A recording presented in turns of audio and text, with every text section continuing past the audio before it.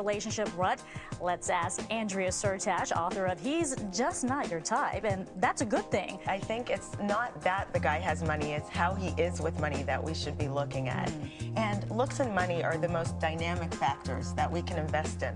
So there's no saying if you meet a guy with a great job who looks a certain way that will withstand the test of time. You've got a lot of experience dishing out dating advice. Let's take a look at some of your tips. I think women all the time, we wear these labels that are actually self-defeating. You know, we may wear unlucky in love or always the friend, and then we kind of keep proving it to be true. The book is centered on the woman reading, not the opposite sex. So it's not about, you know, how to change yourself to meet a guy. It's about how to know yourself so you can meet the right guy. I think it's really important to have a checklist, but get really clear on your core values when you do it. So instead of writing the superficial thing, he must make this much money or have a good job, because that can come and go. We know that now. Yeah.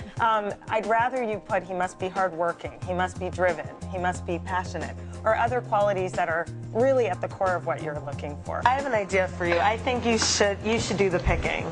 Do the picking? Yeah. Oh, go ahead and pick. Yeah, you're going to get inundated and overwhelmed, just as you are already, Yeah. it sounds like. Andrea Syrtash is the editor of the book, How to Survive the Real World. The parental support is so important at this stage of life. The work isn't trying to figure out if you should be with the person. The work is, I'm with this person and we're going to make it work. My next guest is here to show us how. Please say hello to Andrea Syrtash. Hi, Andrea. Hi. How are you? I'm good, how are you? How do we increase our chance of falling in love online? Like, what can we do? We can do a lot of things. I think, first of all, we have to believe in quantity to find quality. So I think it's a bit like, you know, shopping at a bargain sale. You have to sift through the junk, and then when you find the gem, it's all worth it, right? I love that. Guys who arm wrestle in public, frat boys, meatheads, juice heads, I think it's a primal instinct to show, you know, I am man. Here we are at the Frying Pan, one of New York's hottest single scenes. Sitting behind me is the classic bad dating move at a bar. It's the texture. I mean, she's been texting for about 20 minutes. No one's going to approach you when you're looking down at your phone. I'm no dating doctor, but I do know that sweating, queasiness, and dry mouth are not good symptoms to have before a first date. Stay tuned for the 5 best ways to get over your first date jitters. I'm Andrea Syrtash, and this is On Dating. So, thank you so much for having me. Thanks for coming. So, silence.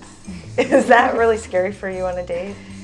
It is. Yeah, I don't really feel like there should be silence on a date. Sometimes when there's silence, a courtship dance is happening, in fact, and there's a bit of mystery and intrigue. And do you ever leave space for that?